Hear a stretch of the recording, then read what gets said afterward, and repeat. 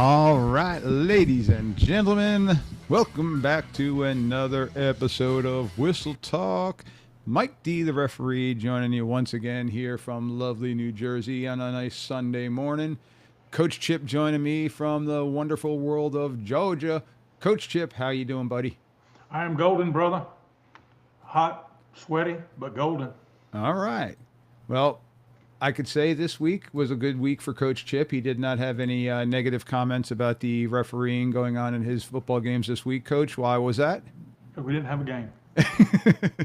uh, Spoken like a true coach right there. Spoken like a true coach. And I told you last week, though, those guys did a good job officiating the game. Yeah, I it's just the had an pregame issue. stuff. Yeah.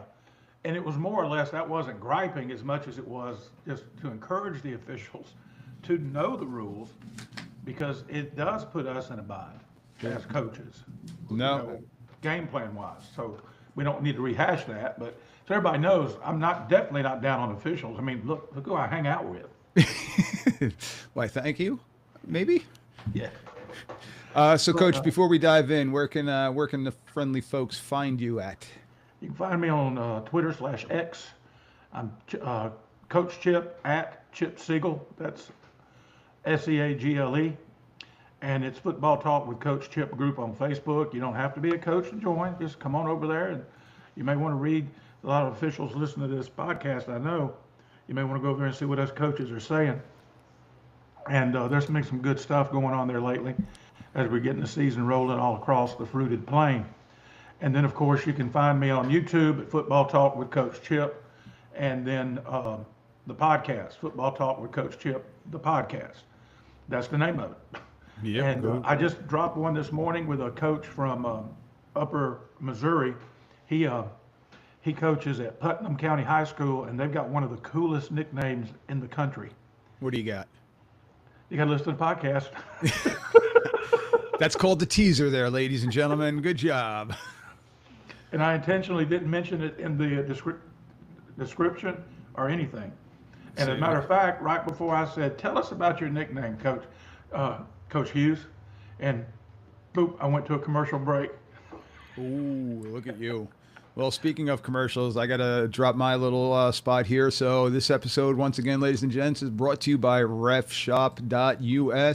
Refshop US is your one-stop shopping for our officiating equipment and uniforms. Looking for your first game coming up, you're a seasoned official like myself, we're getting ready for the season, or your season may have just started and you've pulled everything out and you're like, oh boy, that's I need to get a new one of that. Well, go to refshop.us. They've got headsets, they've got all your pants, whistles, flags, which we like to keep tucked nice and deep, writing study guide. So everything is there for you. Go to refshop.us and use code TALK26 at checkout for an extra 10% off of your entire purchase. All right, so now we got all of our fun stuff out of the way. Let's dive into rule number 9 today, Coach. Rule 9, we are going to dive into, well, I got some good stuff here with Rule 9, and also people were asking about, can we get some signals? So we're going to dive into the signals that go along with Rule number 9. So here you go. I shared my screen right there. Rule 9, conduct of players and others. And we're going to talk about a couple major things. You're going to see a lot of 15-yard penalties involved with what we're talking about today. And we're also going to talk about another point of emphasis, the helping the runner, which was a point of emphasis, I think, in 2023. And now it's a point of emphasis again because, well, the NFL sees nothing wrong with the Eagles tush push or whatever they're calling it. And the NFHS does. So we got to make sure that it is a point of emphasis because we know people like Coach Chip, well, when they see something on TV, they're like, ooh, I should do that. And this one is, ooh, you should not do that. So Nobody should do it. nope. My attitude about the tush push in the NFL, I don't care. Just like I don't care if they do steroids. They're grown men. They can do what they want to do. Yeah. Well, I But don't like the children- steroid aspect of it. Children shouldn't do steroids, and children shouldn't be doing the tush push. 100%. So with that being said, Coach Chip, helping the runner 9-1, what we got? An offensive player shall not push, pull, or lift the runner to assist his forward progress. Must be absolutely blatant, pulling runner forward, lifting, and carrying. Pushing the pile is fine. This is a point of emphasis. Penalty, helping the runner. It's S44, it's a 5-yard penalty. And, you know, when you say, well, what's the use? That's where you see the scrums now, the helping the runner. But it's been something as an offensive line guy that over the years, we've always said, run to the ball, run to the ball, run to the ball. I call it offensive pursuit. But you run to the ball for two reasons. One, you can push the pile. And two, you're there in case that in that pile they rip the ball loose. You don't want your guy being the only good guy there surrounded by bad guys.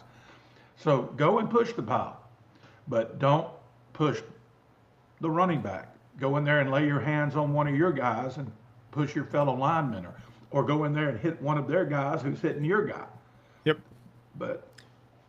And our signal for that is going to be two hands with kind of like a shoving motion forward down at the hips. It's tough to see on the books image there, but it's basically you're pushing, and it's like you said, it's a 5-yard penalty. Now, what we are seeing more of these days is in that pile, some of the offensive linemen particularly are kind of like getting turned around a little bit, and then they're seeing that their running back is there, and they're pulling them forward. We're not the tush push. The coaches seem to understand that that's not allowed, but and when it does happen, I mean, then I will blame the coaching. But it's when there's that scrum and you see like when it's 4 or 5 yards downfield, and then all of a sudden an offensive lineman grabs his guy and pulls him forward to release him from that scrum. We're seeing a little bit more and more of that in the last couple of years. So that's the one that we really got to keep an eye on for. Well, it's because, like you said, coaches see things on TV and try it. The kids see things on TV and try it.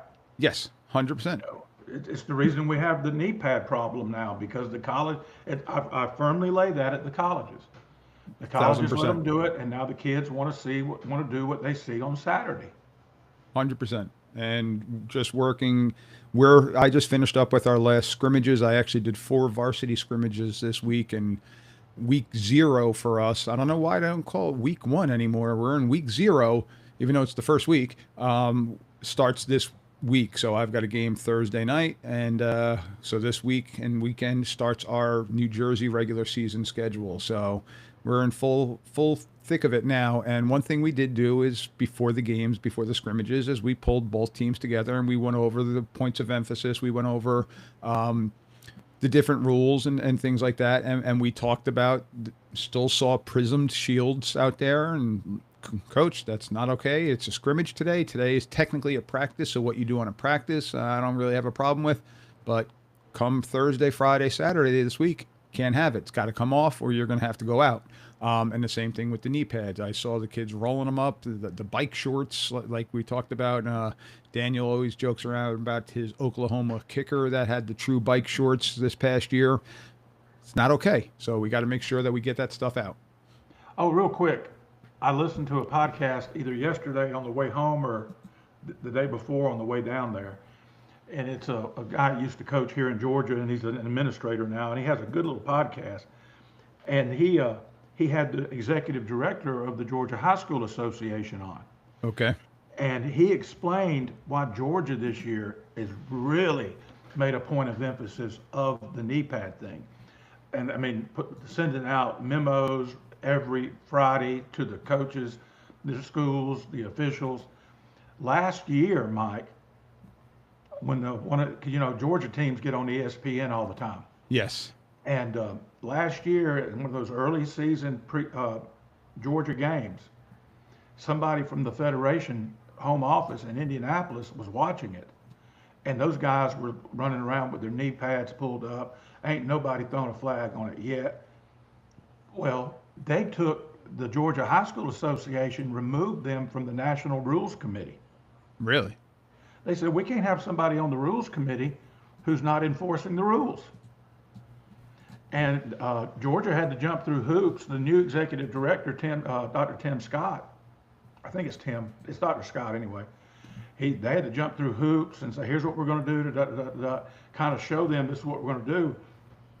And of course, last night you had number one Buford. They won the national championship last year. They're ranked Yep. number one by ESPN this year, playing Gainesville.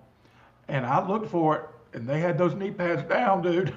I had it on last night myself too, so I definitely watched that. But After, that's the reason why, if you're in Georgia and you wonder why do they care so much, because the National Federation is beating them with a stick about it. and it's needed. I mean, we're still seeing it here in New Jersey, and we've talked about it with the coaches and talked about it with everybody. It still happens because, again, what do they see? So, Yeah. all right. So moving on now, legal blocking techniques, closed or cupped hands. This is 2, 3. So we're talking about some definitions again, because we're going to lead into what the violations may be. So closed or cupped hands. Hands must be closed or cupped with palms not facing the opponent. Forearms extended no more than 45 degrees. Again, these are stuff that we got to see this. So if it's a closed hand or a cupped hand. Open hand. Hand shall be in advance of the elbow, inside the framework of the body, at or below the shoulders. That's for holding. Inside the frame of the, I'm sorry, this one. Inside the frame of the opponent's body, at or below the shoulders, unless the opponent turns, and the palms must be open when facing towards the opponent.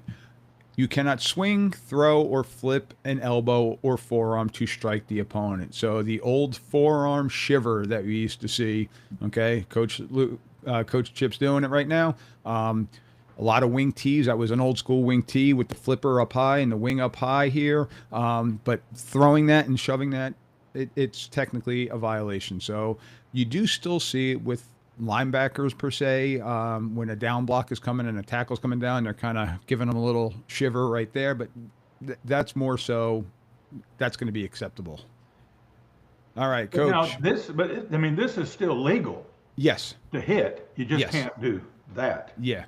You Correct. can't have the full follow through up towards, and especially towards the chin and stuff like that. So, Yeah. all right, you want to take what the defensive players can do? All right.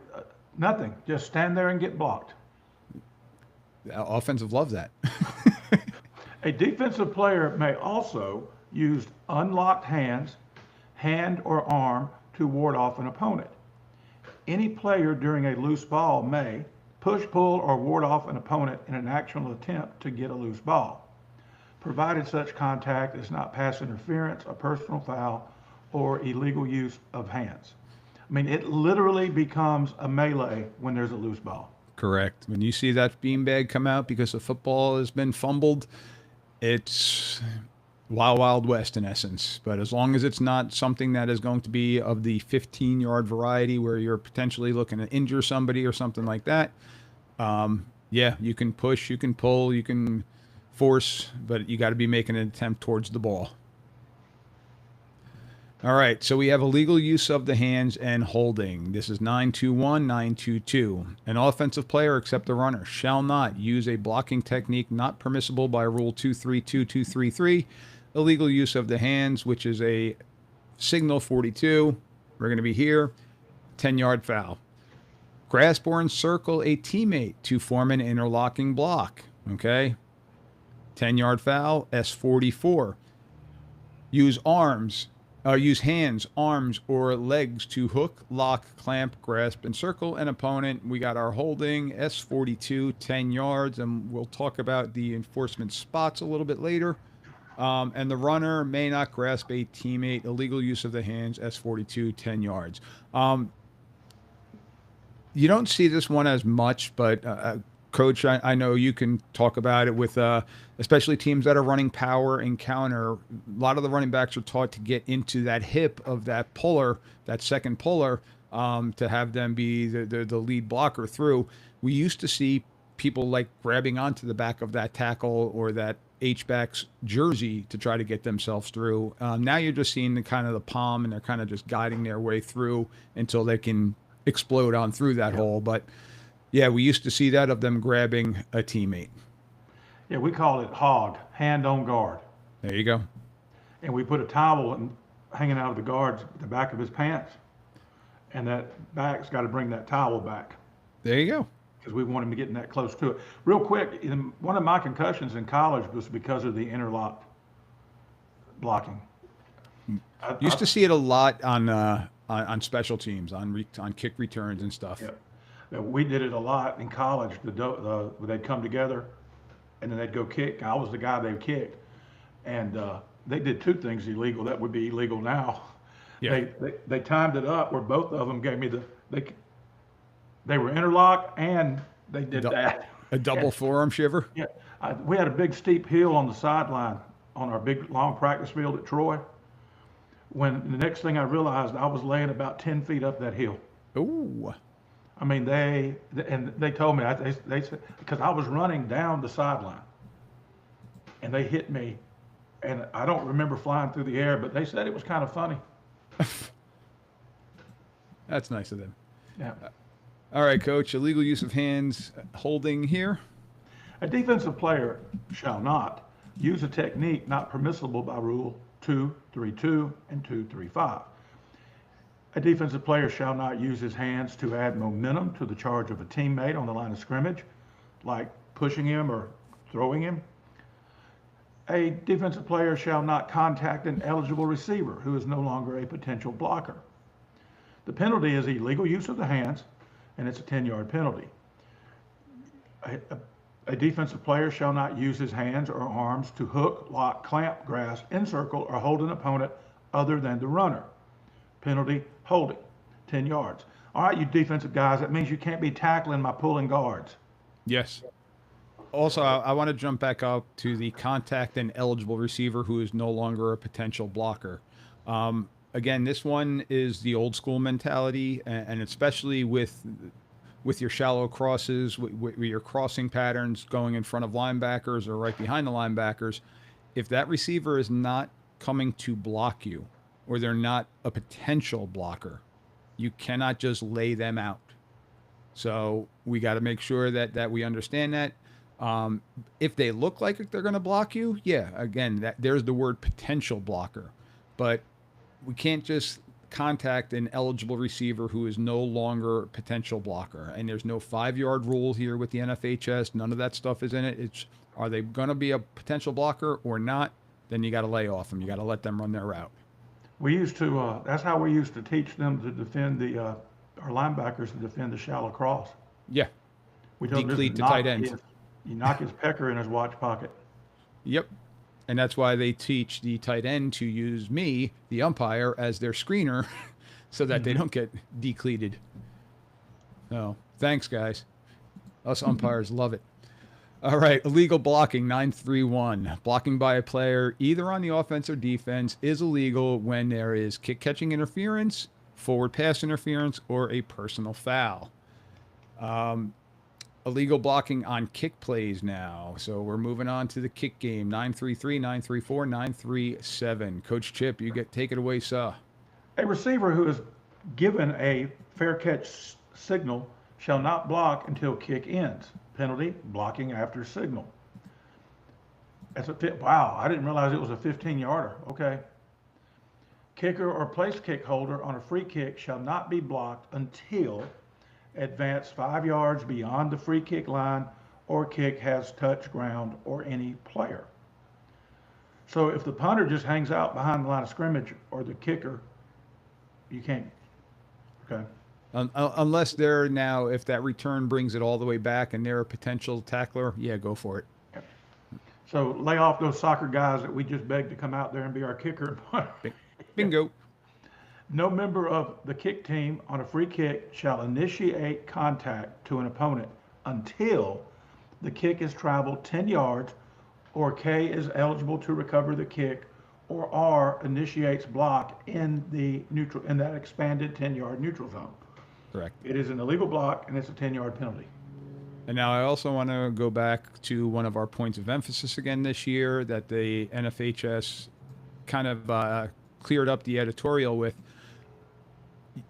They're looking at the defenseless receiver too. So with those onside kicks, that receiver is going to be a defenseless receiver if their eyes are up.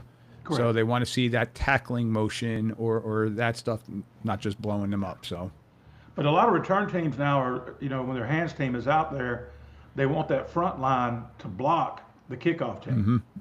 So if they come to you in the neutral zone to block you, you can defend yourself. Yes. Okay. Yep. That was said with a question mark. I wasn't being a know-it-all. No, you're 100% correct. It depends upon the school, and it depends upon how much they trust their hands team. I know with me, with the youth level, my hands team, my frontline guys were all people that could catch the ball, and I just told them get on it. Where at the upper levels, the good high school teams, you're going to see that block so that they free up their good hands people in the second line to get that recovery. Do you know I've started my hands team as my kickoff return team all the time now? Well, I could definitely see that, but do you have offensive linemen in the front row? No. And that's where a lot of high schools are still doing that, having the big guys up in the front row. And they're losing every time they practice kickoff return and kickoff. They're losing valuable time. They could be working on something else with the offensive line. 100%. All right, blocking below the waist, 932-272. Blocking below the waist is permitted in the free blocking zone, provided all players involved are on the line of scrimmage and in the free blocking zone at the snap. Second part is the contact is in the free blocking zone, and the third part is the block is immediate initial action at the snap. A player shall not block below the waist except in the free blocking zone when it meets all the requirements, which you just talked about, and to tackle a runner or player pretending to be the runner. So you're allowed to tackle somebody low or potential runner. Say it's an option team and the quarterback gives it and they're continuing out. You think they got the ball, you could tackle them. But blocking below the waist is a 15-yard penalty. And you see the two hands coming to basically the knees for the signal 40. We're seeing less and less of this on the offensive side these days. I mean, it's still out there, and it is a 15-yarder. But the one that I want to really put out there, and for the short wings and for umpires like myself, Coach mentioned it before, it's the pullers. Because the defensive ends or the defensive players are being taught to squeeze down on the kick-out block and make a pile. Well, some of the players are cutting that kick-out block, and that is a block below the waist, and that is a 15-yard penalty. So just be mindful of that. You could squeeze down and try to create a pile on the inside, depending on if you're wrong shouldering it, if you're just squeezing it down, however you're being taught, but you cannot cut that puller. Yeah, and you and I've talked about this a lot, but I know it's not always the same audience. So yes. And the other thing too that we used to be really good at, because I was good at it when I played, was set them up by giving them high hat, high hands, and then they start running up the field, and then we cut their butts. You can't do that anymore. And but it has to be at the snap. Something we have done before, where since this rule's gone into effect, on our quick game is come out crabbing. Okay. You know, bear crawling. Yep. And trying to get our helmet between their legs. Because all you're trying to do in quick game is just get the defense's hands down. Correct. Well, if you put your helmet between their legs, their hands are going down. Automatically. It's a natural reaction. And so we've done that. But I guess since 20, we don't even have quick game protection anymore. We block a run play. Mm-hmm. Usually the best one to block is zone, because you got every man on the line is going to get hit. Yeah, and taking some type of lateral step. Yeah, but it's just, and it's good. I mean, I did it for years. I taught it for years, and but it's good because it is protecting the kids. But the thing I don't like is what you just said. So many officials, now it's better because they're aware of it. But for the longest time, everybody thought that rule was to protect the defense. That rule is to protect everybody. Yeah. And so protect my offensive linemen, you know, because we're gap scheme. I always have been gap scheme. And you need to, you know, they're cutting kids who aren't the best athletes in the world. That's why they're wearing a number between 50 and 79. Hey, we're athletes too, us linemen. Blocking is a skill, right? Yes, sir. All right, Coach, blocking in the back, not a skill. What do you got? All right, blocking in the back is permitted in the free blocking zone, provided done by offensive linemen who are on the line of scrimmage and in the free blocking zone at the snap. It's done against defensive players who are in the free blocking zone at snap. Contact is in the free blocking zone. A player shall not block an opponent in the back except in free blocking zone when block meets requirements above that I just read, when using hands or arms to contact an opponent and warding off a blocker or reaching a runner, when attempting to catch or recover a loose ball, which he may legally touch or possess. We just talked about that. It's the melee. And to tackle a runner or player pretending to be a runner.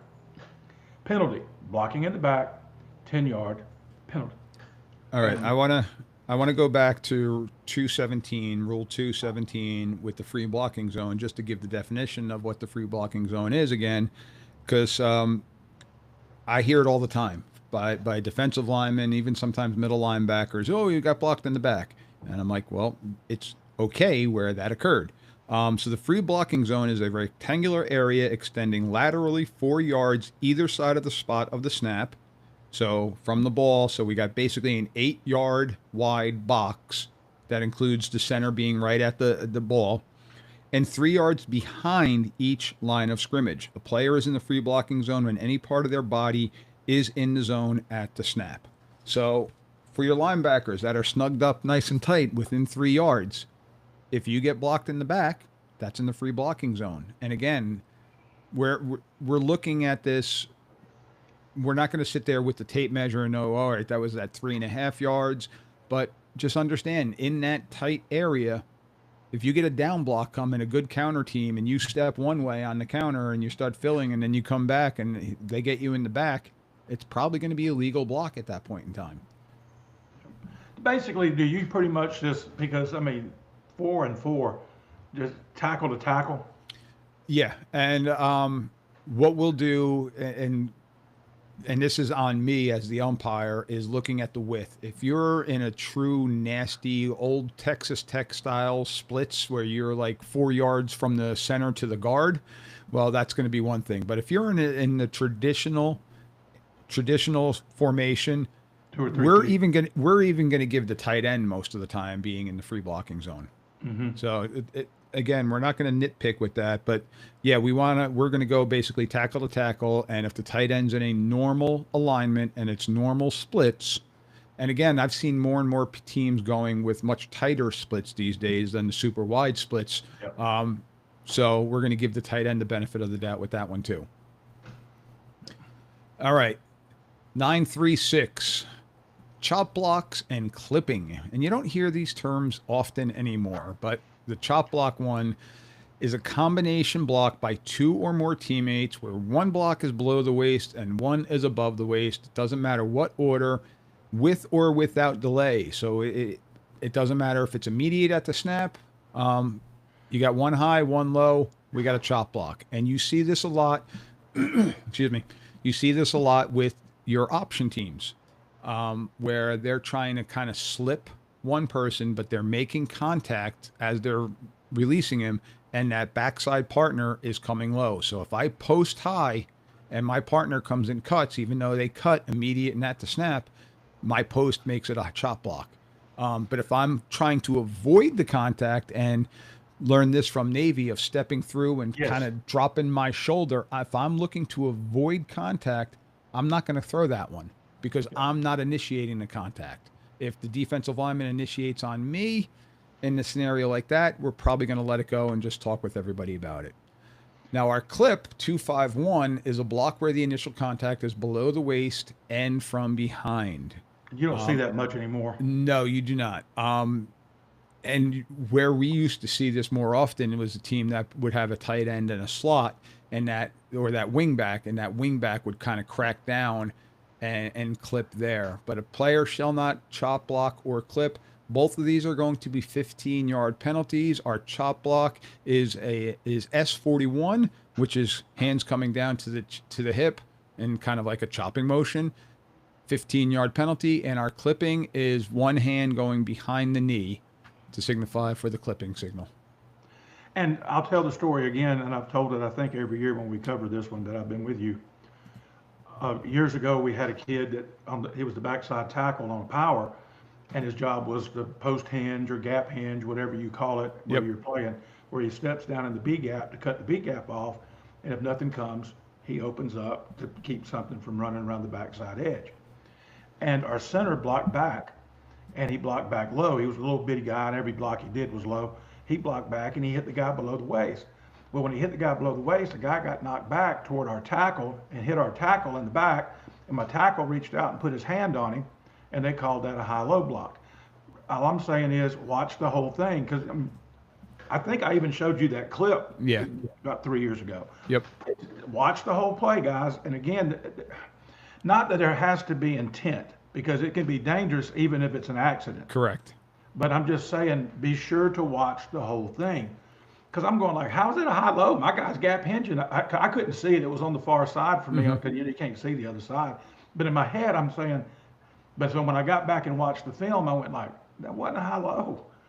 And but they were trying to protect the kids. I understand that. I didn't, go crazy. In my head, I'm going like, how can I get a high-low on a gap hinge? But so be careful to see the whole play. And that's all I'm saying. And one thing I do want to talk about, and you're saying with intent or not intent, when you get that muddy track and you get that wet field, and you got two teams that are looking to do a double team, and all of a sudden one kid's foot slips out from under him, and now it goes low, even though it's not with the intent, I still got to call that because it's the safety foul. Yeah, it's still dangerous. Yeah. Yeah. And so that one would be a high-low, still a chop block. And again, that one's going to be a talking to and explain to them, yeah, I saw, because I'll hear the kid saying, oh, well, I slipped. Yes, you did, but you still hit somebody else low when their initial contact was being up high. I said, so we got to watch that. Now, if it's one-on-one and they're blocking and then they slip and they fall and go low, I'm not going to call that as for the illegal cut block, the blocking below the waist on that one because they slipped. But now when it's the high-low scenario, I do have to call that one. Yeah, and also too, a double cut is not a chop block. No. If they are teaching to fire off low on the quick passing game, Yep. and you got an A gap defender and the guard and the center both fire off low at the same time, that's Correct. not a chop. It's got to be high-low. Yeah. All right, Coach. Illegal person or contact, fighting, 9-4. No player or non-player shall fight. That one, that tickles the crap out of my wife. She said, they're out there trying to kill each other the whole game, and they're going to say something about that. She's got a point. Yeah. So no player or non-player shall fight. No player or non-player shall intentionally contact a game official. Intentionally. No player or non-player shall strike opponent with fist, locked hands, forearm, elbow, nor kick, nor knee him. I'm thinking WWE right now. Yeah. No substitutes shall enter the field during a fight.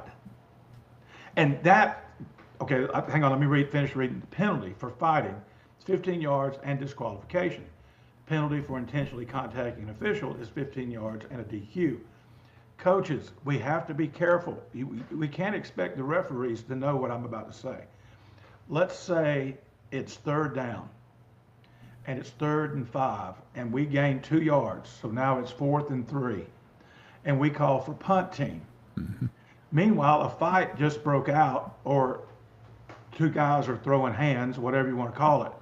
And I've seen, we actually, in Alabama, they had some ejections overturned. Yeah.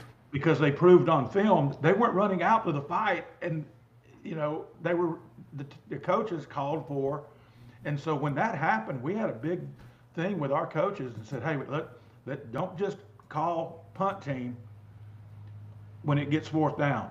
Let's wait and make sure everything's cool, because we don't want to send 8 guys out there and get 8 guys ejected for doing what we told them to do, and they're not even running to a fight. They're running onto the field. So and notice the rule reads, no substitutes. So by rule, those 6, 7, 8 guys running onto the field, they can be ejected. Yeah. So coaches, don't expect the officials to know this. They're just seeing a bunch of kids run on the field. Mm-hmm. And unfortunately, with that, and you said it, when kids run out onto the field thinking they're going out for a punt, and all of a sudden they see their teammate in some type of fracas, what do the kids tend to do? Well, they're either going to help or break it up. Either way, Correct. they're running to it. Correct. So that's where it gets dicey. All right. So the fighting and the contact, we got two signals for that. So we got our personal foul, where we're going to kind of chop on our own forearm here. So it's personal foul. There's no signal for fighting or anything like that, but they do have the disqualification, the old heave ho, the thumbs up, see you later. So those are our signals for the 15-yarders. All right, illegal personal contact, our personal fouls. This is Rule 9-4. Swinging your foot, shin, or knee into an opponent, extending knee to meet a blocker, charging into or throwing an opponent into the ground after out of play or the ball is dead, piling on any player lying on the ground, positioning on shoulders or body of a teammate or opponent to gain advantage, throwing a helmet to trip an opponent, Oh my God.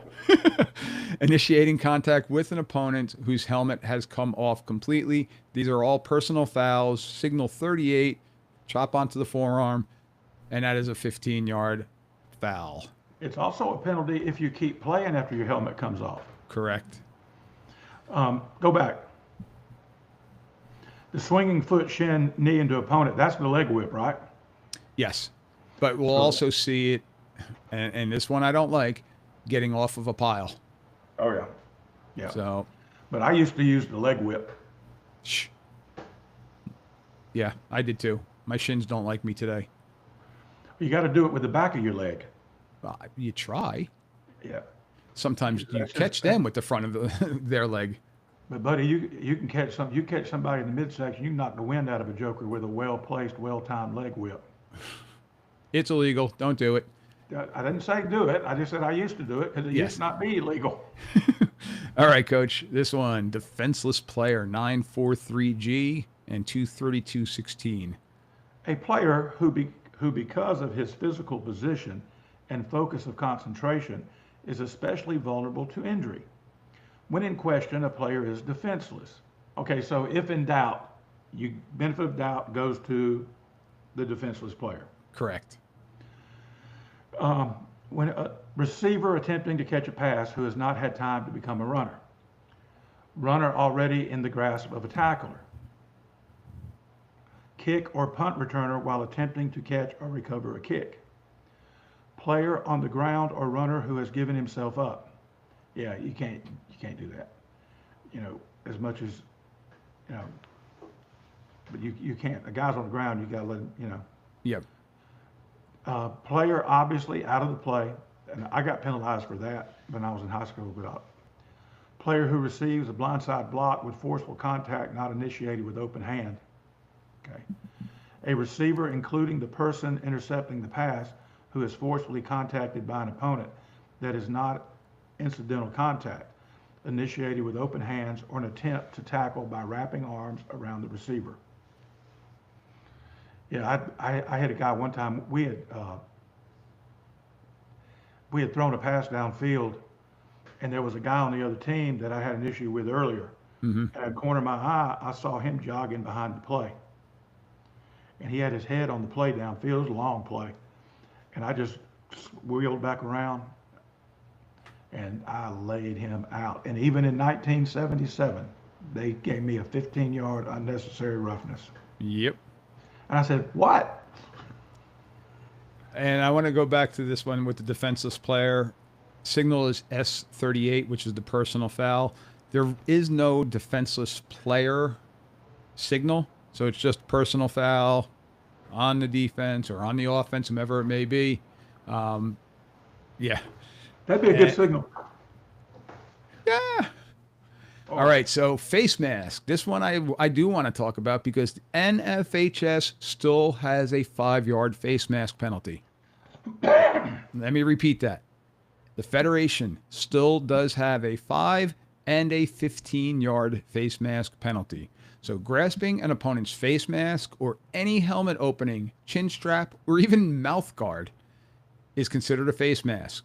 Grasp anything and turn twist or pull is going to be of the 15-yard variety. So you get a personal foul, face mask, hand comes in front.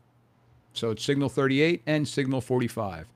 They got Incidentally, grasping that opening, face mask, whatever it may be, is a 5-yard penalty. So if you grab it and you kind of let it go where there's no twisting, okay, that's the 5-yard one. Grasp with a twist, holding on to it, all those different things, that's going to be the 15-yarder. So I know in many other levels, they do not have the 5-yard variety anymore. The NFHS still does. And I'm not going to lie, I'd rather see them go with the 15-yard and wipe it out to take away that gray area, because now it's, well, he had it, but he let it go. Well, no, just don't grab the face mask. I don't know why they don't do it, and there's got to be a reason, because other people had to think about this too. Just go ahead and say anything above the shoulders is a penalty. Well, Just anything on a tackler, on a runner, it don't matter. Anything above the neck, above the shoulders, just take it out. We're going to protect kids, protect their heads, protect their little undeveloped brains. You know, anything above the head, just take it out. I mean, above the. Yep. And that way, there's no, did he grab it or not? Oh, let me ask you this. Here's the second thing. I think we did this years ago, too, but let's get it out there.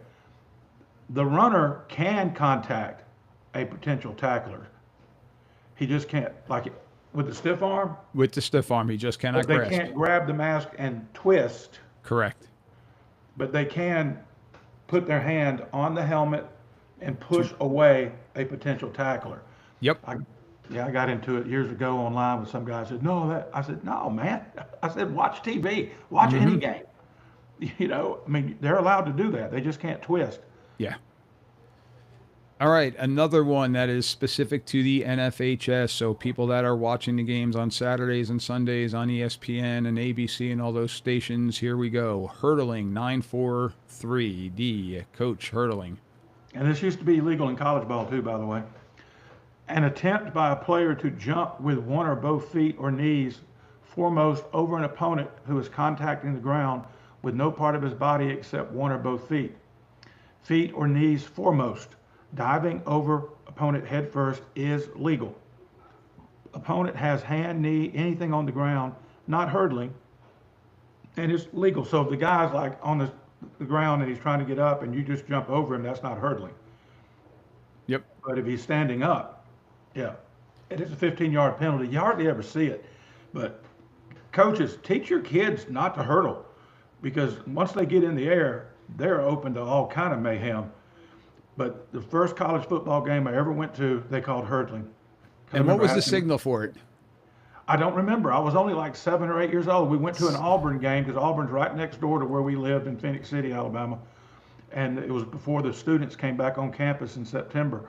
And so you could just walk up and buy a ticket for $5 back then. And it was a non-conference game, you know. And I just remember it called hurdling. And I said, "What's hurdling, Daddy?" And he said, "Jumping over a player." Because the PA announcer said he got a hurdling penalty. Yeah. So I just saw, and somebody sent me this, I think it was on Instagram, and I'll repost it on my Instagram site. So look for Mike D, the referee, on Instagram. It was from a college game back in the 70s where it was illegal. And the signal was the referee kind of like skipping, like stepping up to show a hurdle. And it was so awkward. So today, it's just personal foul. Chop on the forearm. Personal foul, and you could say hurdling and give the coaches the number and let them know. But the PA announcer only needs to know that it's a personal foul, and with a personal foul, it's going to be a 15-yard penalty. So, and I shared this with you before, but let me share it again. It's the guy that got called for hurdling. 25 years later, I was coaching his son. Oh, nice. Because I remembered it was my first game, and I went to him. I said, "Hey, aren't you?" And he said, "Yes, so and so. There's my son." And I told him the story. I said, "I was at that Memphis game when you got called for hurdling." All right, illegal helmet contact now. All right, Coach, you got this one. Another thing I used to do. Yep. Initiating that's why you are the way contact you with are. the helmet. Yeah. Initiating contact with the helmet, and it needs to be outlawed. Butt blocking / face tackling using front of helmet because that's what we used to. You're old enough. You remember you were taught to Hmm. block with those screws. Yep. When an offensive line coach says put the screws to them, they literally mean put the screws to them. Hit them with these bolts right here Yep. at the top of your face mask, and we would hit them in the chest that way, and then slide it, and then explode with our hips and try to come under their face mask right here. Yeah. And that got outlawed a long time ago, and I don't think I ever taught it because I think it got outlawed maybe while I was in college, or they started calling it. Spearing, of course, has always been illegal. Going on to using crown of helmet at or below shoulders, and targeting, taking aim, and initiating contact above the shoulders. Which, like I said, there's Yeah. the rule right there. Just enforce it. If they make contact above the shoulders, throw a cockeyed flag. All right. And again, this is another 15-yarder. So legal helmet contact, 2 signals, personal foul. And this one is going to be one hand, one fist going to the heads. So we're showing that one. Personal foul, 15 yards for illegal contact to the head. What is the signal for giving them the business?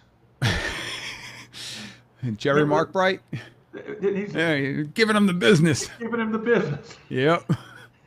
Classic. I think that was Joe Klecko on the pile there. Yeah. Says penalty on number so and so. He's giving him the business, and the referee did that. Yep. All right. So horse collar. This one is also a fun one here. Again, we told you there's going to be a lot of 15-yarders here. Horse collar, 9-4-3. Grabbing the inside, back, or the side collar, or the nameplate of either the shoulder pads or the jersey of the runner, and 2 parts, subsequently pulling the opponent to the ground backwards or sideways. That is going to be a horse collar foul, 15-yard personal foul, 38. Grabbing the inside of our collars as the official, showing that it's a horse collar. It has to be both phases, because you can grab that back collar, but if that runner fights through that and they go forward, we don't have a horse collar penalty. If they come out sideways and you grab it through here, or the nameplate right along the back, the upper portion of the jersey, some teams don't have names on it, which I'm okay with. You pull that down, we got a 15-yarder.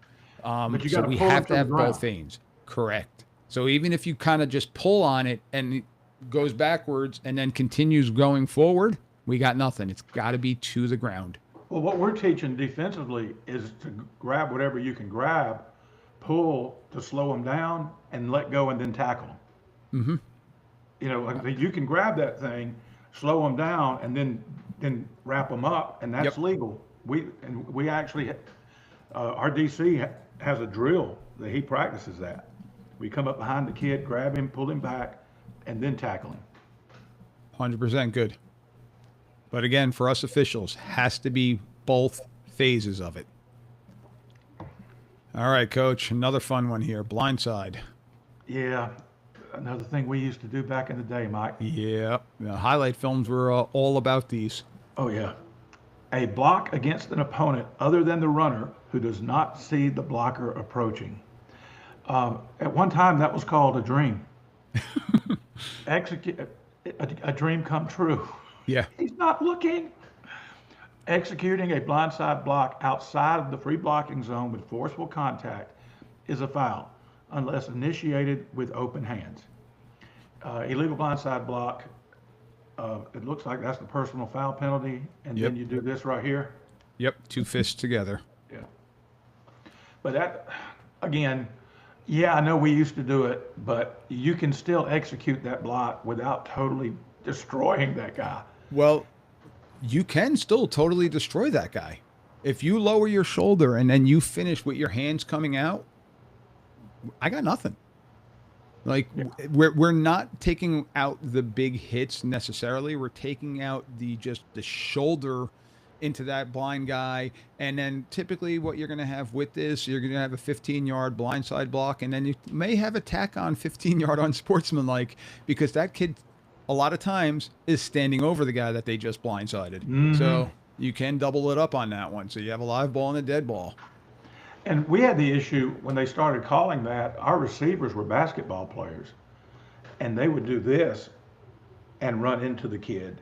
And some officials called it and some didn't call it because technically they weren't open-handed, but they were just doing what they do when they take a charge. Yeah, that's ticky tack in my opinion. Yeah, I would mean, let.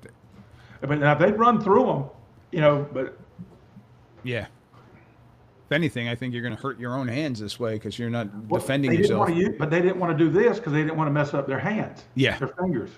Pretty That's why boys. that's why they did that. I think this was more dangerous for a receiver to get jammed fingers. Meh. I mean, I was an offensive lineman. I broke every one of these ones. Oh yeah. So, I mean, we live with our fingers taped together. yeah, 100%. Hey, you can't All see right. it, but that one there goes in two directions. Oh yeah, my pinky does too. My pinky, you can see it there. See how kind Oh of yeah, goes a little. yours are uglier than mine. Thank you. But All you right, played Coach. more. You played more in the open hand era. Remember when Yeah. they didn't have open hands until I was in college. We were True. still shoulder blocking when in high school. Give him the old flipper. Yeah. All right, Coach. Tripping. The intentional use of the lower leg or foot to obstruct an opponent below the knee. No player shall trip an opponent, including the runner. And penalty tripping 15 yards. You see this a lot from kickers because they don't want to take that guy on the open field and they'll do that slide tackle like you see in soccer. Yep. Yeah, but it's still a penalty. And this one doesn't say bring them to the ground. It's the intentional use of the lower leg or foot to obstruct an opponent below the knee. That's tripping. So if that kicker, like you're talking about, swings their leg to try to trip a return man and they miss, technically we got a foul. Now, that was going to be a tough one to sell to the coach of the offending team, but technically we've got a foul on that. All right, roughing.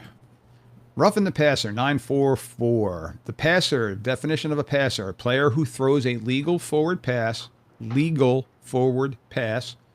continues to be a passer until the legal forward pass ends or they move to participate in the play. Defense must make a definitive effort to avoid charging into the passer after it is clear the ball has been thrown. And every white hat, because this is going to be a white hat call every single time, it should be the head referee's call because their number one job is to protect the passer. Everybody's got a little bit of a different type of viewpoint on this. I know my white hat says if it's more than one extra step, we're going to throw it. So if they're stepping and the ball comes out and they just continue with their step and make contact with the passer, nothing. But if they're taking an extra step to get to that passer, then you're going to have a roughing. So the roughing the passer is a 15-yard foul and an automatic first down. So we got three signals for this one. You got the chop for the personal foul. You got the hand coming in front showing that it's on the passer. And then it's going to be first down. So we got three signals with that. So the first down signal. And I know why it's an automatic first down because I listened to Mike D's whistle talk. Because roughing. If Bingo. roughing is in the foul, it's an automatic first down. So any illegal personal contact foul against the passer is also considered roughing the passer and carries the automatic first down penalty. So your face mask, your tripping, your horse collar, your illegal helmet contact, we're going to categorize all of them into roughing the passer because you get the automatic first down. Where the horse collar, you don't get the automatic first down. You horse collar a quarterback, we're going to call it roughing the passer. All right. Roughing and running into the kicker/holder, Coach. Definitions. The holder is the player who controls the ball on the ground or a kicking tee. The kicker is the player who legally punts, drop kicks, or place kicks. Becomes a kicker when knee, lower leg, or foot makes contact with the ball. Continues to be a kicker until reasonable opportunity to protect himself and regain his balance. I'll let you continue with this one. Running into. Contact which displaces the kicker holder without roughing. Just bumps into him. Or runs into him pretty good, but holds him up. Yeah. And pats him on the helmet. Yep. Penalty running into the kicker or holder is 5 yards. Roughing. And because it's running into and not roughing, it's not an automatic first down unless Correct. 5 yards would give you the first down. Roughing, block, tackle, or charge into the kicker. Penalty for roughing the kicker or the holder is 15 yards and an automatic first down. All right, coach. So say this is on a field goal or a point after. When can you take those penalties? When can you have the yardage assessed? So if the kicker makes the kick, makes the field goal, what can you do with that penalty? Well, if you're going to go for two, you can take it there on the try. Mm-hmm. But if you're not Well, going to go for two, you might as well take it on the ensuing kick. yeah. So that's where I was going with it. So if it's a made field goal though, and you got a running penalty, that 5 yards might not get you the first down. And even if it does get you the first down, you might not want to take the points off the board because that's what it's going to do. When you accept that penalty on that, you can take the yardage, first down, replay the down, whatever it may be, or you could take it on the ensuing kickoff. So if you had And keep fourth the and points. 7, to keep the points. If you had 4th and 7 and the kid makes the field goal, you're probably going to keep the points and put it on the ensuing kickoff. Same thing, but now if it's roughing, now you're going to get an automatic first down. Now you really got to think about what you want to do. Take those points off, and now you're possibly half the distance to the goal line after the 15-yard penalty, and an automatic first down. Now you got to put some serious thought. Some coaches are going to keep the points and take 15 yards up on the ensuing kickoff to really pin them deep, or which I know I'm going to see this coming week because the game that I have, we had team last year, they onside kick on every single kickoff. You put them up 15 more yards, they're definitely going to do some type of onside kick because they were giving you the ball at the 50 sometimes if they didn't recover it. Well, now you're going to get the ball at the 35 if they don't recover it. So they feel that the odds are more in their favor. Coach Chip raising his hand on that one. I just All don't right. believe in kicking the ball deep unless you can kick it in the end zone. It is not roughing or running into the kicker holder. It is not a foul for roughing or running if the contact is unavoidable, if it is not reasonably certain a kick will be made, if the defense touches the kick near the kicker and contact is unavoidable, so you block a kick or even get a tip of the kick and your momentum takes you into the kicker, you got nothing now. The contact is slight or particularly caused by movement of the kicker, and the contact is caused by R being blocked into the kicker or holder. We've got nothing. Okay, I didn't know that was in the Federation. Okay, 'cause then that's a lot for an official. But I mean, I'm glad it's there though. All right, coach. This one's near and dear to my heart, roughing the snapper.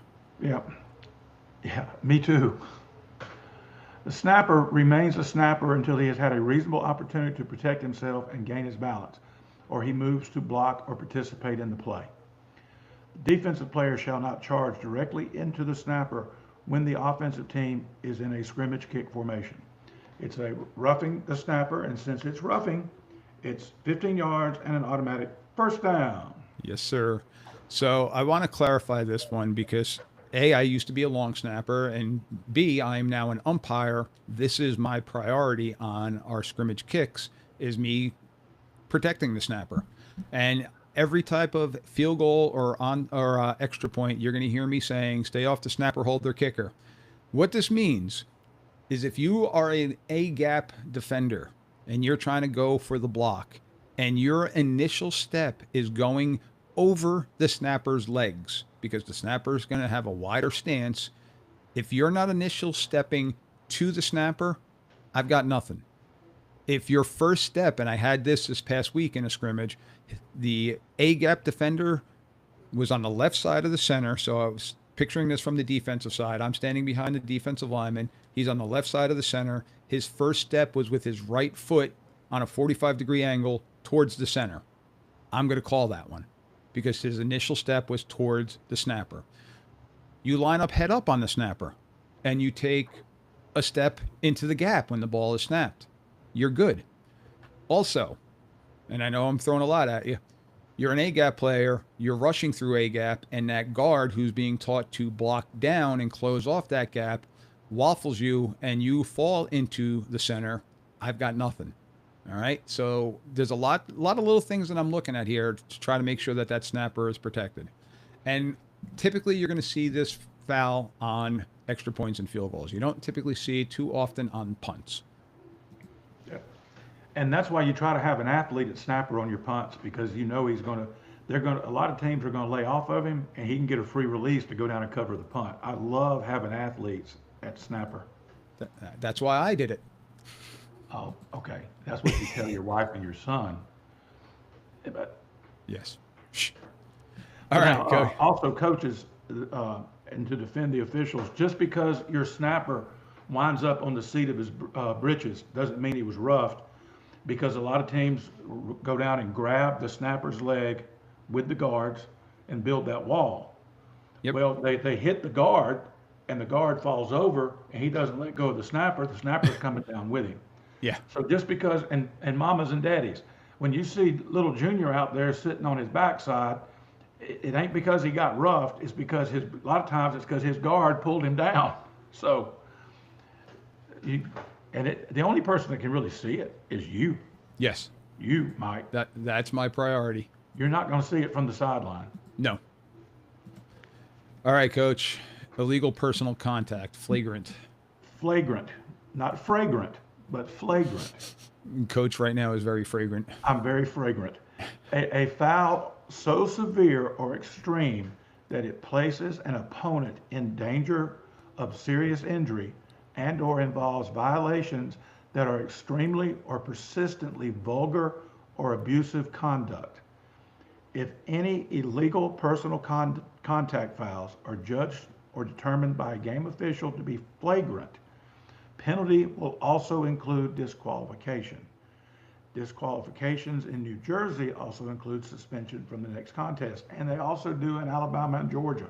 Yep, and that's for a majority of states. Now, one thing, and you brought this up earlier, New Jersey is also doing this. We can disqualify a player. The video is going up to the state. The state's going to now determine on if that disqualification merits suspension from the next game. And the GIAA does it dumb. They won't look at the film unless the white hat of the crew gives them permission to look at it. Oh no, we have to. It's automatic. That's the way it should be. Because we had a kid get chunked last year for fighting, and he wasn't fighting. They literally, I'm not making a joke. The other team, we had two linemen blocking and trying to get off the block, and they ended up on the ground. Well, you couldn't see on the film how it began, but their kid is on top of our kid, literally giving him the business. I mean, he's like this, wailing away. Well, one of our kids sees it, comes running over there, puts his hands out, and pushes the kid off the pile, off of his buddy. Yep. They called it fighting and threw him out. So what about the other kid? Nothing. That's not good. And again, and not because it happened to me, I just say this happened to anybody, because I can only talk about what happens in my games usually. I didn't understand. I said, well, send it to the state. And they said, it won't do any good unless we can talk so we sent it to the state, and the state said, before we look at it, and they called the white hat, he goes, I can't go against my officials. He said, I trust them. Which I like, but don't even give him the option, because it was, when we went back and looked at the film, we said, what part, when we looked up the definition of fighting and swinging your fist and all that kind of stuff, he literally open-handed pushed the kid off the pile, his teammate, literally. Now, technically, I do understand the personal foul in that aspect, but not a DQ. No, not a DQ. And that kid missed the next game. Yeah. And he was our best player. All right, so unsportsmanlike, non-contact, unsportsmanlike conduct, 9-5.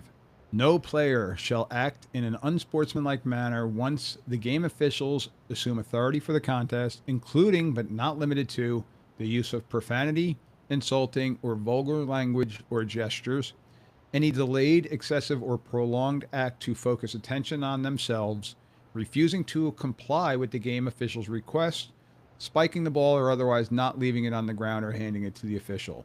An unsportsmanlike conduct penalty is signal 27, two hands straight out. It is a 15-yard penalty. A second unsportsmanlike conduct foul will result in an ejection. Not a disqualification, but an ejection. So here in New Jersey, we have categorized a disqualification is going to be the 1 game suspension. An ejection is you're out of the rest of that game. So that we do delineate between the two. So I want to go back up. Using profanity, insulting, or vulgar language or gestures.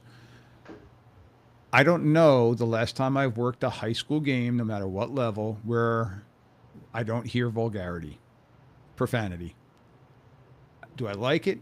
No. But if I were to throw a personal conduct foul on every time I heard an F word towards themselves because they screwed up, F. That's what this rule is stating. So I got to be smart with it. If I hear it going towards another team, that's where I'm going to step in and I'm going to talk with them. Okay? If I hear the profanity followed by something that is deemed race, gender, ethnicity, any of those things, now I'm going to throw the 15 yards. So it's a fine line. We understand emotions take part in this sport. It's a major part in this sport. And you have kids that are going through puberty and all that other stuff. So their hormones are flying all over the place. And who knows, their girlfriend may be a cheerleader on the sideline, or they're trying to show off to get her to be the girlfriend, whatever it may be. We got to understand that we're dealing with kids. They're going to make mistakes. But if they're doing it towards themselves, hey, listen, we don't need that. N-word. That's a touchy one. Yeah. Because it should be thrown every single time. Stuff like that, gender, calling somebody by a homosexual connotation. These are the touchy ones, and we don't want to have to deal with it, but it does fall upon our shoulders to deal with it. So it is a 15-yard unsportsmanlike conduct penalty. And again, if they get 2, it can be an ejection. Didn't we talk about this when you were on my podcast last time? Yes.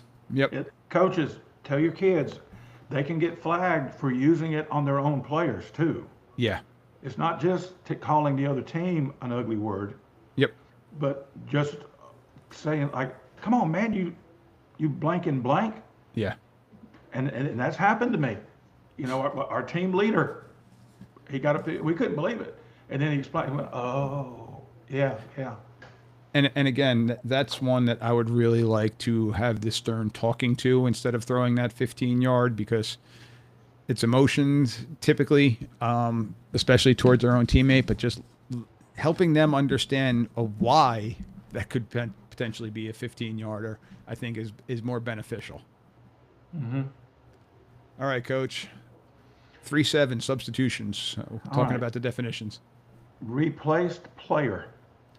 Notified by substitute that he is to leave field. Player is also considered replaced when substitute becomes a player.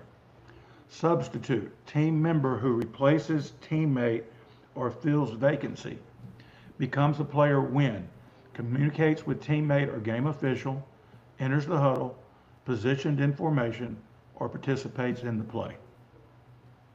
All right, I'm going to let you continue with this one. All right, any number of eligible substitutes may replace players between downs. Replaced players shall begin to leave field within 3 seconds. That meets the criteria.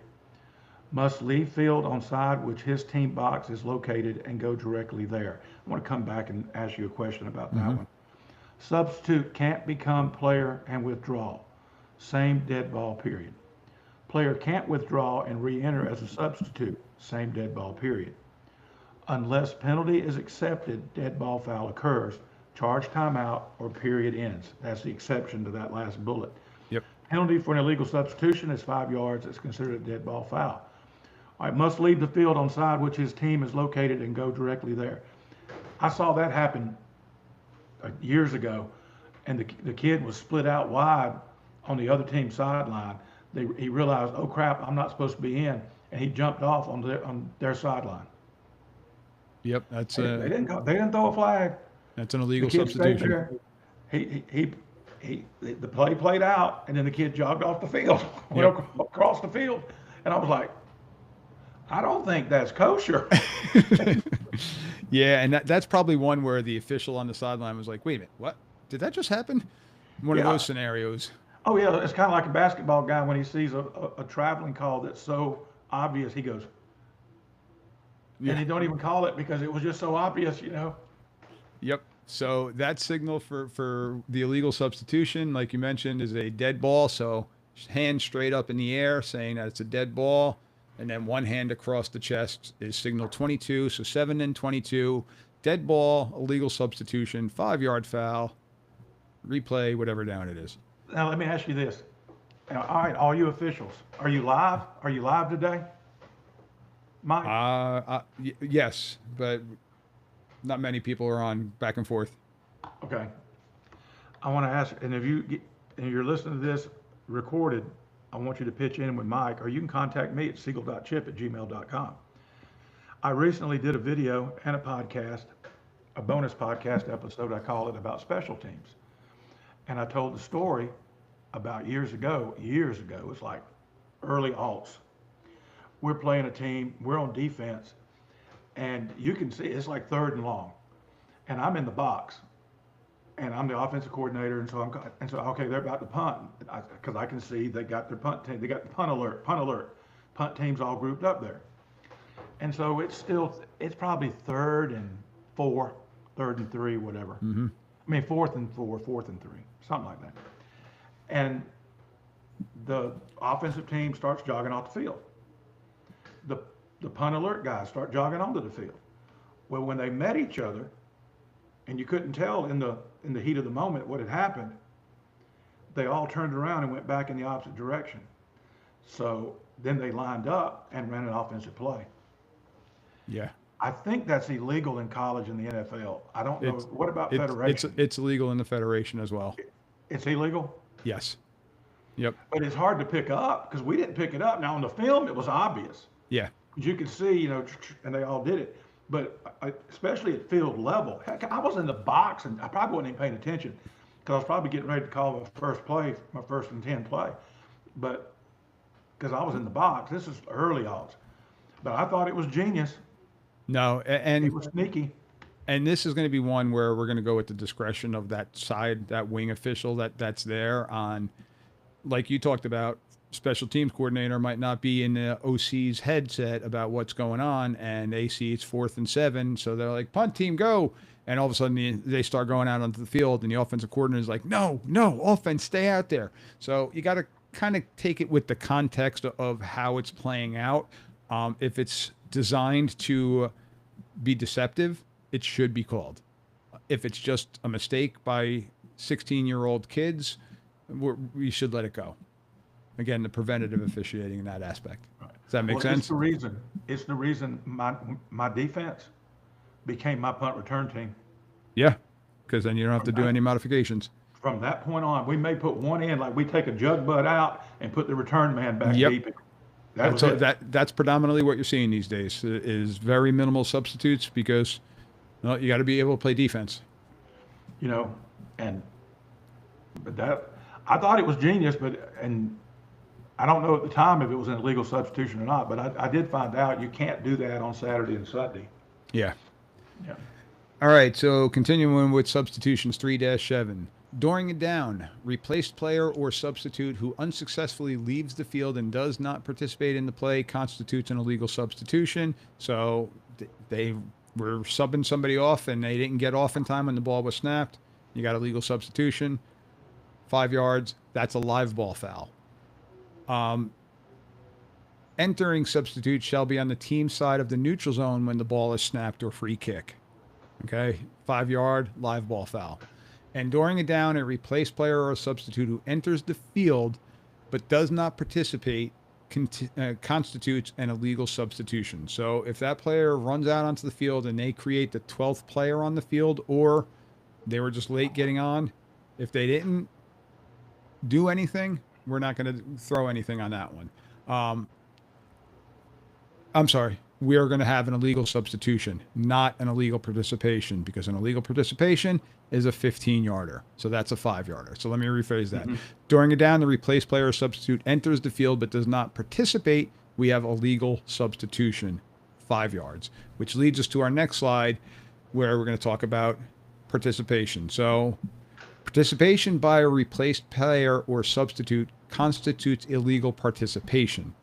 Definition of participation: an act or action by a player or non-player that influences the play. Okay, and we'll talk about now illegal participation. Coach, you want to take this one? All right, no player shall intentionally go out of bounds during the down and return to the field, intentionally touch the ball, influence the play, otherwise participate. So I want to pause you right there really quick. Please do. Just had somebody email me a question about this one, and it's the one again that people get messed up seeing it on Saturday and Sunday. NFHS rules: kickoff is going down near the sideline, and the returner intentionally steps out of bounds and then reaches back to touch the ball to try to get for a kick out of bounds. That is illegal participation. That is a 15-yard penalty when they do that. And they see it in the NFL and they see it in the NCAA. And that's constituted as look at that smart play by that returner. NFHS rules, that is illegal participation, 15 yards. And the other place I see this is the gunners Yes. on punt. Now, there's two things here. First off, if the corner blocks them out of bounds, then they can come back in. Yes. But if they run out of bounds to avoid the guy that's blocking them, then they can't come back in. Yep. But I have seen kids get blocked out of bounds, and a really smart kid, and I don't know if he was coached to do it or not, when he got blocked out of bounds, he just kept going and went behind the team and ran down behind the team and then came back in down the field. Now that, he's got to come right back in. Yep. Read the next bullet point. If A or K is blocked out of bounds by an opponent, they shall return to the field at the first opportunity. There you go. No replaced player, substitute, coach, etc. shall hinder an opponent, touch the ball, influence the play, or otherwise participate. Because I've also seen this done too, when they blocked that poor gunner out of bounds and the whole team circled him. Not the whole team, but a bunch of kids circled him and just wouldn't let him get back on the field. Yep. All right, continue with this slide and then we'll move on. More on illegal participation. When any team personnel enters during the down and participates, I will tell you a story about that. For a player whose helmet comes off during the down to continue to participate beyond the immediate action in which he's engaged, that penalty is illegal participation 15 yards from the basic spot. Now, 2 hands on the head, signal 28. I'll tell this story, and I'll use his name because he's long since dead.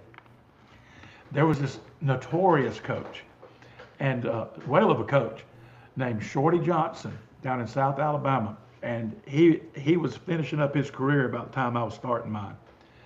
And I never saw him do it, but I played a lot of ball with guys that played for him. Okay. And guys that were from that area. They said he would take a guy like, this kid wasn't very good, and he had a hard time getting him on the field.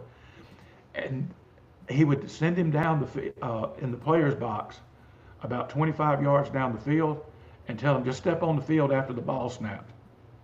Nope. And they threw the ball to him. Oh. Now back then, in the 60s and 70s, the guys telling me this story, they were my age and older, so it was 60s and 70s. I said, did he get away with that? And they said, yeah. And they said, heck, in baseball, he'd be coaching third base, and he'd bring a kid out of the dugout while he was coaching third and act like he was talking to him. And when the ball got hit, he'd say, run home. Wow. They said he did all kind of crazy stuff. I mean, he would do crazy things. He coached every sport at little school. Basketball, there's all kind of stories about him. But he used to have a kid just walk on the field and they throw him the ball. And back in those days, most varsity games were officiated by 3 officials, maybe 4 officials. Maybe 4. Maybe. Yeah. So. And this was like country 1A football in South Alabama. They had 3 or 4 officials, and you'd probably get away with it. But used to do coaches hated to play against him. I'm sure officials hated to have him on their schedule too. Yep. All right. It is illegal participation 9-6 to have 12 or more players participate at the snap or free kick. This is why we try to get the illegal substitution and blow it dead. To use personnel in a substitution or pretend to substitute to deceive. Coach Chip story. For a player to be lying on the ground to deceive opponents, you cannot be the dog. For a disqualified player to re-enter the game. And I want to talk about this one because the Federation has now stated that a disqualified player does not need to leave the team area. They do Correct. need to stay in the team box, but they can stay on the sideline. And the reason for this is, especially if you're an away team, you throw that kid out of the stadium, where are they going? Maybe back to the bus, unmonitored by themselves? Can't happen. So it opens up a lot of Pandora's box with that. So they now say that they can stay on the sideline. What the coaches do in that scenario, I've heard coaches say, oh, we'll have him take off his shoulder pads, we'll hide his helmet, whatever they do, like for the concussion protocol type thing, to make sure that that player doesn't try to sneak back in. But at that point in time, the coaches are emotional too because they just lost one of their players. And so they do tend to be kids and try to sneak back in. Just take their helmet and shoulder pads away from them. And by the way, that lay on the ground to deceive, who was that in college that did that? They were wearing, their uniform was the same color as the field or the end zone. Oh, And the geez. kid laid down in the end zone and was still, and they threw it back to him on a Wow. kickoff return. I don't know who that was. It That's was a just funny few one, years though. ago. I don't think it was Was it Boise State with the blue field, or It could have been, but I Coastal thought it was in Carolina's the got a end zone. teal field? I thought it was in the end zone, and whatever color the end, because the end zones are different colors. Yep. And literally, and they showed it from like a faraway shot and froze it. You couldn't see him. Ugh. Wow. The color of the uniform, they were wearing like all black or all. I Yep. can't remember. It's been a few years ago, and it was legal. I guarantee you, that's why that rule is in now. All right, so I want to talk about this one because this one happened to our association a couple of years back. Illegal participation versus illegal substitution. Participation is always a live ball foul, where most substitution ones are going to be considered dead ball fouls, which we just went through that list. To call legal substitution, the player must not participate in the down. 12 players on the field. Recognize it before the snap, dead ball foul, illegal substitution. If you recognize it after the snap, the play goes on, live ball foul, illegal participation. So this is why, in my crew, 6-man mechanics, myself, and my referee, we're in charge of counting the offense, and we're signaling to each other, yep, we got 11 white, whatever color they may be. Usually it's just a fist in the air, a thumbs up to each other, nonverbal, so that we can see. And then our 2 deep wings are in charge of counting the defense every time, and they're signaling to each other, okay, we're good. If they've got 10 on the field, I'm going to signal to my referee. I've only got 10 on the offense. I'm going to give 2 open palm chest bumps to myself, signaling 10 fingers. And I do want to sometimes get on the O to O for 10 so that my wings know with the number of people on the line rule, so which shouldn't be an issue if that is called. The only confusing one is entering substitute shall be on the team side or neutral zone when the ball is snapped or free kicked. So if a kid's running on late and they're behind the line of scrimmage, technically that's okay. But now if the ball is snapped, now you've got a live ball, illegal substitution. So it wouldn't be offsides? It wouldn't be offsides. Yep. Okay. All right, coach. Illegal kicking. An illegal kick is any intentional striking of the ball with the knee, lower leg, or foot that does not comply with 2-24-3 free kick or 2-24-4 scrimmage kick.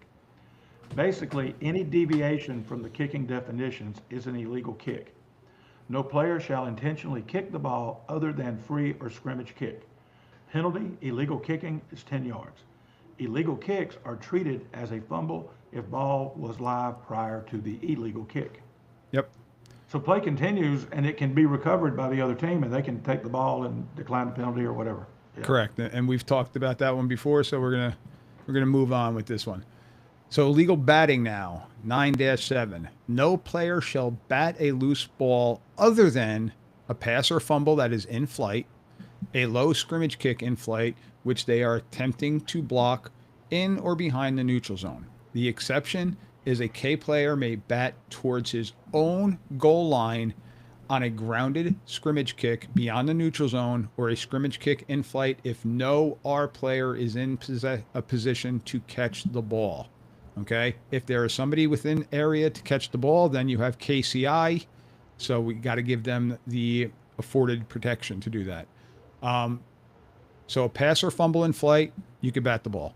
A low scrimmage kick in flight where they're going for a block, so PAT, punt, extra point, field goal, that's okay. And on a kick that is going basically about to bounce into the end zone, for them to save the ball from going into the end zone, they bat the ball back towards their own goal line. That is okay.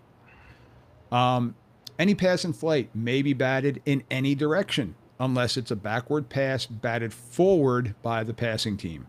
So your option, kid pitches the ball, and for some reason, one of their teammates just smacks the ball forward. That's going to be illegal batting.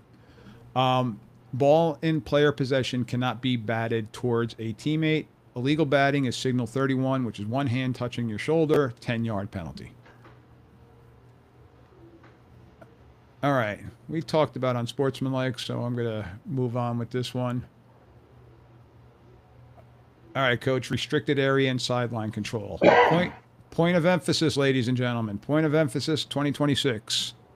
A non-player shall not be outside his team box unless to become a player or to return as a replaced player. A maximum of 3 coaches may be in the restricted area.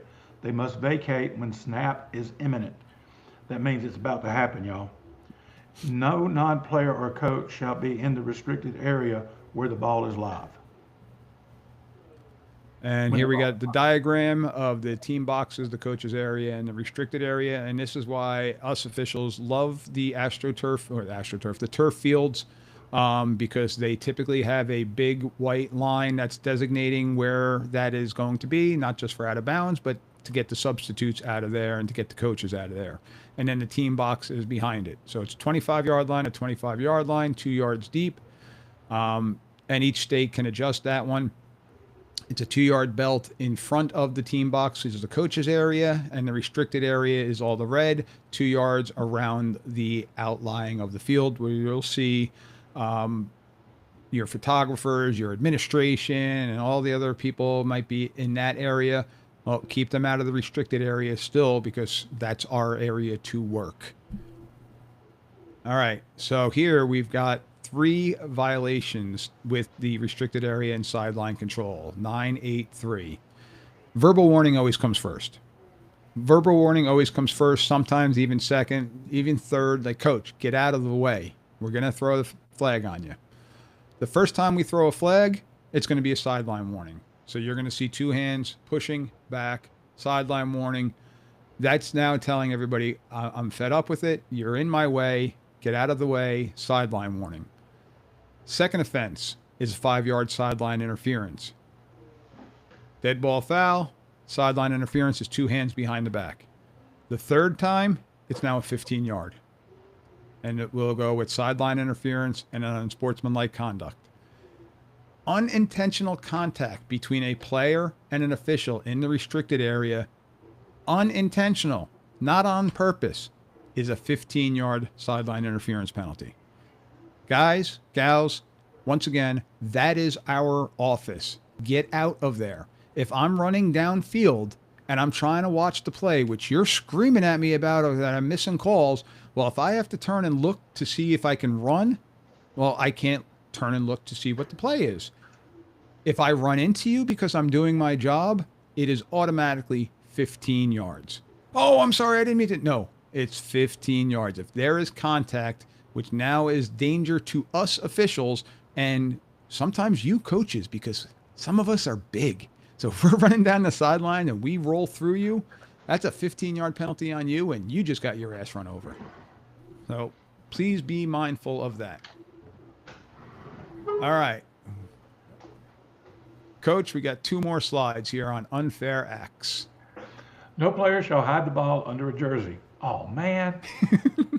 No player shall use a kicking tee in violation of Rule 134. Penalty, unsportsmanlike conduct, 15 yards. Does not count against player or coach for ejection purposes. You know, Paul Brown had a football sewn on, outline of football sewn onto the jerseys. I did not know that. There's a rule now you can't do that. I know in the Okay. NFL there is. He did that. All right, and our last slide for today, Unfair Acts 9-9. A player, non-player, or person not subject to all the rules shall not hinder play by an unfair act which has no specific rule coverage. No team shall repeatedly commit fouls which have the distance to the goal. Neither team shall commit an act which tends to make a travesty of the game. Unfair acts, signal 27. And again, we've got a couple of question marks here for the yardage, because if you're doing it to try to get the half the distance type penalty, this is where we can give a score. Okay. He told the story about the linebacker. Referee enforce any penalty they feel is equitable, including the award of a score. So your unfair acts are probably going to fall into an unsportsmanlike conduct penalty, the 15-yarder. But if we're doing it from the 1 to the half, to the quarter, to the 8th, to the 16th, well, we can give it the score and not give it the yardage. Right. Which is good. All right, Coach. Well, here we are an hour and a half later. Sorry about that. No, we're going to make this 2 episodes. So, once again, Coach, truly appreciate you. We've got one more rule that we need to cover, Rule 8, and then I got to go over a couple more signals, and then we are done with our rules series for 2026. So, Coach, appreciate you. Love having you on. Love the stories. Once again, where can everybody find you? On Twitter, X, it's Coach Chip at Chip Siegel, Seagle. Football Talk with Coach Chip Facebook group. And of course, go to my YouTube channel, y'all, and give me a subscribe, please. Just subscribe. It really helps me. I hit 5,000 back in December, and I'm less than 200 from 6,000. And my goal was to get another 1,000 this year, so hopefully it's coming. Because based on the averages, it's coming. But if you're listening to this, just go to Football Talk with Coach Chip on YouTube. There you go. And just click subscribe. I had a doctor friend of mine he said, but I'm not going to watch it. Why should I subscribe? I said, because it helps me out, dude. I mean, you ain't got to be a coach to watch it. And so hit that up. And if you got any questions, you want to email me, whatever, it's siegel.chip@gmail.com, SEAGLE.chip@gmail.com. All right, Coach. Appreciate you once again. Love having you on as always. And at this point, until we meet